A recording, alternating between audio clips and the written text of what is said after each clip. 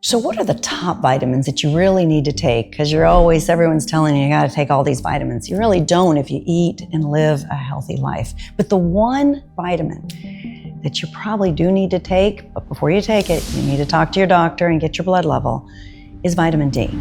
The reason why as humans, we were out in nature 7 to 8 to 12 hours a day about 80 years ago, not too long ago.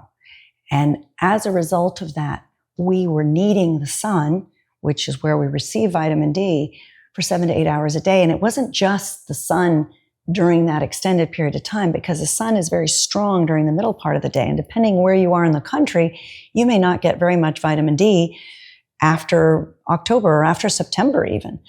Vitamin D is so powerful. And people like to suppress it. I've seen literature on both sides, but one of the most powerful things I think most doctors have realized since COVID is the power of vitamin D. Vitamin D has so many actions. It actually increases muscle contractility, not just skeletal muscle, but cardiovascular muscle. Even the uterus. We've had so many more people having C-sections. Could it be because vitamin D is low? Because you need that vitamin D to increase contractility. Vitamin D is also important for making dopamine. How many people do you know that have Parkinson's disease? How many people that you know have depression? Now, vitamin D is very important for making dopamine. Dopamine is made in our gut.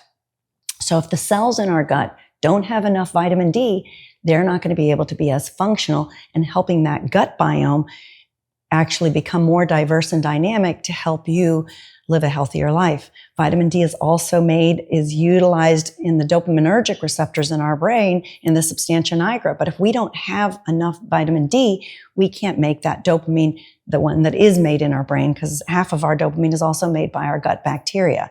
So neither the cells in the gut bacteria or our own cells helping the gut bacteria functioning if we don't have adequate vitamin D, but also our brain cells require vitamin D to make dopamine. So this is very important. Vitamin D is also important for the formation of insulin.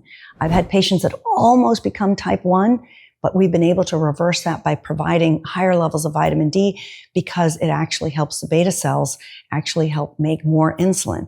But you have to know your levels. You can't just take random levels of vitamin D, 2,000, 5,000 units. I've heard random people doing that, and yet everybody's a little different. I've had people with darker skin have high levels of vitamin D, and I've had people with whiter skin who should absorb that vitamin D from the sun have very low levels of vitamin D. So it all depends on the person, their ability to absorb vitamin D. And so it's important to do that blood level. Most of the blood levels that we look at to improve autoimmune disease, to improve muscle contractility, to improve overall health, we try to keep that vitamin D in the 50 to 70 range. Again, you need to be talking to your doctor about this, but it's very important. I never keep anyone below 50. And during COVID, I hadn't had one patient die of COVID, not one. And I run an obesity clinic and a metabolic and inflammatory clinic. Not one of my patients died. The 4 people, one was on a ventilator, he was able to get off, and the 3 other people that had long haulers had vitamin D levels less than 50 in the 30 range. So it is so important to get that vitamin D level at least at 50, if not higher. You don't have to push that vitamin D level over 70. Some people that have melanomas like to see that vitamin D at 80. Some of the physicians do. Again, that's something you should be talking to your doctor about. But one vitamin that you should be taking every day is vitamin D if your blood levels are still running low or if you need it to maintain that healthy level. I hope that's helpful. If it is, please like and subscribe to our channel and let us know other things that you're interested in or concerns that you have about vitamin D. Thank you again for listening. Have a great day.